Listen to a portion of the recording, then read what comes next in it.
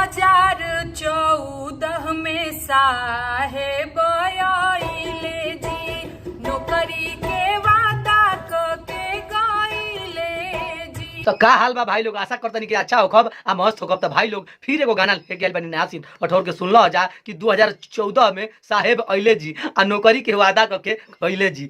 14 बीतल 19 बीतल 24 फिर से आई गइले जी। आ 14 बीतल आ 24 फिर से आई गइले जी, जवन की कुछ ना भइले जी। तो उहे इनकर गाना बा भैया, बहुत मजा दे। हम आशा करतनी कि तुम लोग के मिजाज एकदम हरियर जाई। तो भैया वीडियो के स्किप मत हरिया जा, ई गाना के सुन लो जा भैया। एकदम मिजाज ना हरियर हो गए तो फिर बात का। तो भैया ली जा ई गाना के हम शुरू करतनी बिना देर करते हुए। तो ली जा सुन ली जा। 2020 में कोरोना काल आइले जी, साहेब डाटा छुपाइले जी।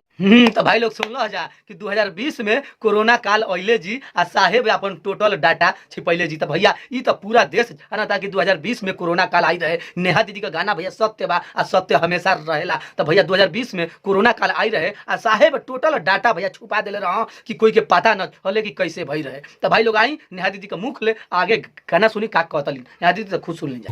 नहीं ऑक्सीजन मिलल नहीं वेंटिलेटर, कवनो व्यवस्था नहीं कइले जी। हाँ तो भैया सत्य कहतली यहाँ दीदी कि नाही ऑक्सीजन मिलल आ नाही वेंटिलेटर आ कौनो व्यवस्था नहीं भइले जी। तो भैया कोरोना काल में कोनो व्यवस्था ना रहे भैया। कतना आदमी मुँह न जियन कोनो भैया गिनती ना रहे भैया। मुँह आदमी 100% तो भैया गिनती हो गए 50%। आप लोग खुद देखत रही। तो लिही गाना सुनत रही। आप लोग हिम्मत कहीं कि बीच में हमके समझावत रहा। तो लिंग गाना सुनी आप। गंगा के घाटे लाश कुकुर बिलार नु चले, ऐसा दिन साहेब देखाइले जी।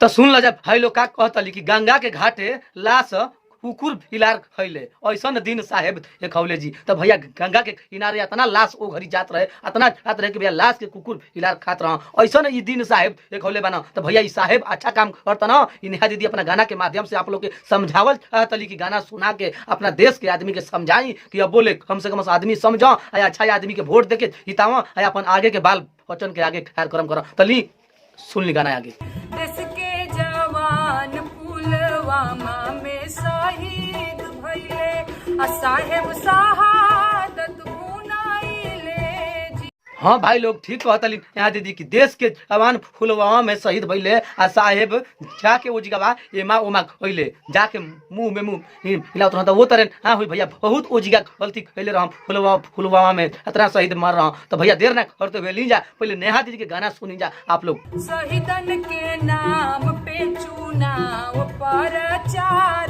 कैले, 19 में फिर से जीत गइले जी। हाँ देख ला भाई लोग शहीदन के नाम पर चुनाव प्रचार करने माने इतना आदमी शहीद हो रहा वही के नाम लेके आके अपन इज्जत पानी बढ़ा के वही पर चुनाव प्रचार कैले आ फिर से आके 19 में जीत गईले। ये तो बात भैया सब कोई है था कि भैया 19 में फिर से आके जीत गई ना। तो भाई आगे सुनी जा नेहा दीदी का गाना के माध्यम से तब आप लोग को समझ में आई। सैनिक सिपाहियन से प्रेम छछाइले, तो 4 साल के अग्निवीर ले आइले जी। हाँ तो भाई सुन जा सैनिक सिपाहियन से जब तन मनी दया आई ओहनी के तो 4 साल के अग्निवीर ये रहा। तो हम लोग तो खुद देखले होक बजा। तो भैया इनकर तन मनी दया आई तो चरण के 4 साल से 4 साल खातिर अग्निवीर ये रहा। तो लो जा भैया हम देर ना करब ज्यादा ना समझाई बस आप लोग के थोड़ा मोड़ा समझाओ तो नहीं। तो लीजिए भैया पहले गाना सुनी। अपन फायदा खातिर कायदा गवाइले जी, हिंदू मुसलमान के लड़ाइले जी। हाँ ठीक कहतलू यहाँ दीदी कि अपन फायदा खातिर अपन कायदा बिगाड़ रहले आ हिंदू मुसलमान के अपने में लड़ा दहले। अपन फायदा खातिर कायदा बिगड़ न आ हिंदू मुसलमान के लड़ा दहन भैया। तो ई तो भैया घोर एकदम पाप खैले बना। तो लीन जाए आगे सुन जा गाना के माध्यम से। 2024 में साहेब आइले जी, नौकरी के वादा के गइले जी।